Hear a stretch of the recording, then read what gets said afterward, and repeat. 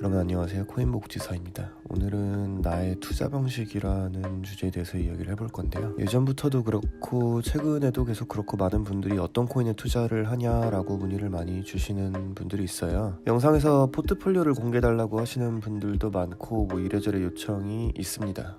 제가 엄청 큰 인플루언서여서 대단한 영향력을 가진 건 아니지만 그래도 대중에게 의견을 공표하는 입장이라고 할까요? 이런 입장에서는 그런 것들을 함부로 말씀드리기가 좀 그래요.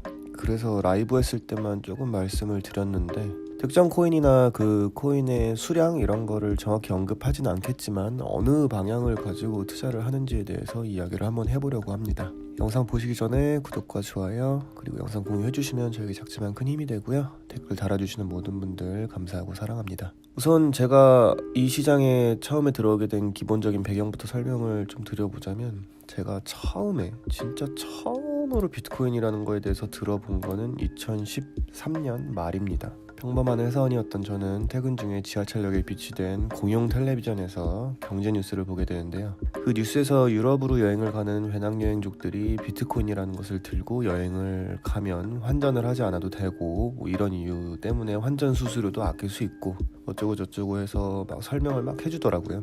이게 처음 비트코인에 대해서 듣게 된 계기인데 이때는 정말 별로 관심이 없었어요. 말 그대로 그냥 그런 게 있구나 정도였었는데 그렇게 이걸 잊고 한창을 지내고 있다가 넷플릭스에서 뱅킹 온 비트코인이라는 다큐멘터리를 봤어요. 이게 아마 2017년 8월쯤이었던 것 같아요. 이때가 비트코인이 아마 4,500달러 정도 시점이었던 것 같은데 이때는 사실 관심이 생기기 시작한 시기였고 투자를 해야겠다라는 생각은 못했어요. 좀 무서웠거든요. 그래서 그때는 공부만 열심히 하고 있었습니다. 말 그대로 시장을 관망만 하고 있었어요. 그리고 17년에서 18년으로 넘어가는 시점에서 최고점을 맞이하는 순간에 굉장히 뉴스가 많이 나왔었죠. 이때 들어가는 거는 말도 안 된다라고 생각해서 그때도 안 들어가고 있었는데 참 다행이었다라고 생각이 들고요. 이때부터 특정 코인이 뭐가 좋은지 이런 개념보다는 암호화폐의 미래가 어떻게 될 것인지에 대해서 공부를 좀 많이 하려고 하였습니다. 그러면서 투자에 대한 생각이 정립이 많이 되었고요. 우선 저는 서비스적인 측면보다는 원천 기술적인 프로젝트에 투자를 합니다. 물론 100% 다 그렇진 않지만 그냥 단기적으로 담아놓은 금액이라던가 비중이 적은 코인들은 이에 속하지 않는 걸 수도 있는데요. 저는 대부분 이걸 기본으로 투자를 고려합니다. 이 카테고리에서 대표적인 게 플랫폼 코인이라고 생각을 하는데요. 라이브에서도 말씀드렸고 다른 영상에서도 말씀드렸는데 플랫폼 코인들은 각 프로젝트들의 정치적 요건이나 투자 금액, 지분율, 어느 나라에서 얼마나 가지고 있느냐 그리고 해당 플랫폼에서 운영되고 있는 디앱들이 어느 나라에서 개발한 것이고 주로 어느 나라를 기반으로 많이 사용될 것이냐 이런 거에 대해서 이제 생태계가 구성이 될 건데요. 그래서 여러 종류의 플랫폼 코인들을 가지고 있습니다. 대장으로는 역시 이더리움을 가지고 있고요. 이오스, 네오 등을 들고 있는데요. 근데 지금 제가 정확히 이더리움을 들고 있어요, 이오스, 네오를 들고 있어요 라고 말하기는 좀 어폐가 있는 게 사실이거든요. 지금은 안 들고 있어요. 이게 무슨 말이냐 하면은 이더리움 D앱, 이오스 D앱, 네오 D앱에 투자를 해놓았으니까 당장은 아까 말했던 저는 이더리움, 이오스, 네오를 들고 있어요 라는 문장이 말이 안 될 수도 있겠네요. 하지만 결론적으로는 이 D앱 코인들을 나중에 이더리움, 이오스, 네오로 바꿀 겁니다. 이더리움, 이오스, 네오는 플랫폼이라는 카테고리에서는 원천 기술을 가지고 있는 프로젝트라고 생각을 하고 있어요. 그게 아니면 정치적인 요건이나 외부적인 환경 요인에 빗대어 봤을 때 생태계를 잘 구성해 나갈 것 같은 코인이어서 고르게 된 거고요. 이런 면에서는 이더리움이 가장 부합하는 프로젝트라고 생각을 합니다. 두 번째로는 오리지널에 투자한다 입니다. 예전에 트위터에 누구인지 제가 기억이 안 나는데 어떤 분이 했던 이야기가 있어요. 수도권 외곽에 있는 아파트 광고 중에 강남까지 20분 강남까지 한 번에 이런 식으로 광고를 보셨을 텐데 여기서 중요한 건 강남입니다.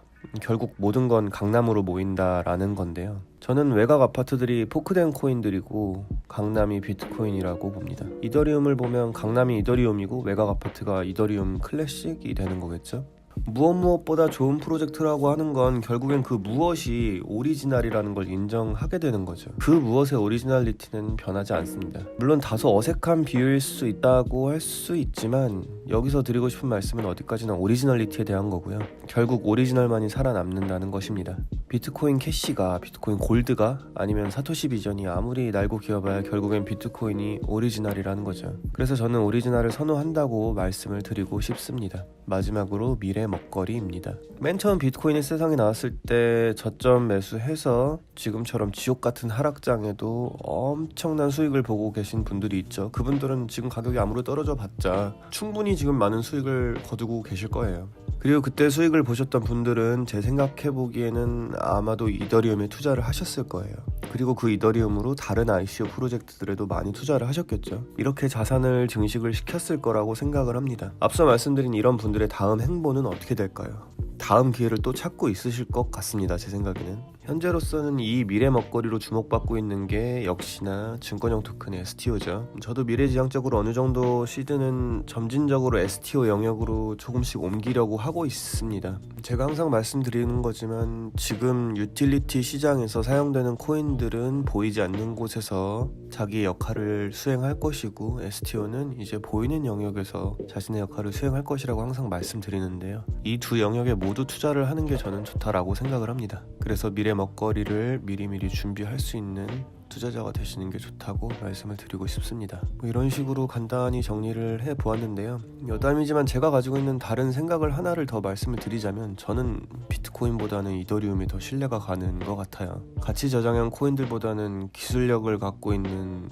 지속적으로 업데이트를 해 나가는 그런 기술형 프로젝트들이 평상시에도 더 믿음을 주는 편이라고 봅니다. 개인적인 생각이고요. 혹시 비트코인도 기술이 있는데 비트코인 캐시에 스마트 컨트랙이 올라가면 그것도 기술 아니냐, 비트코인 골드를 무시하지 마라 라고 하실 수 있는데 어디까지나 개인적인 투자 견해일 뿐입니다. 각자 생각하시는 바가 있으니 그에 맞춰서 투자하시면 결과가 어떻든 간에 후회는 없지 않을까 하네요.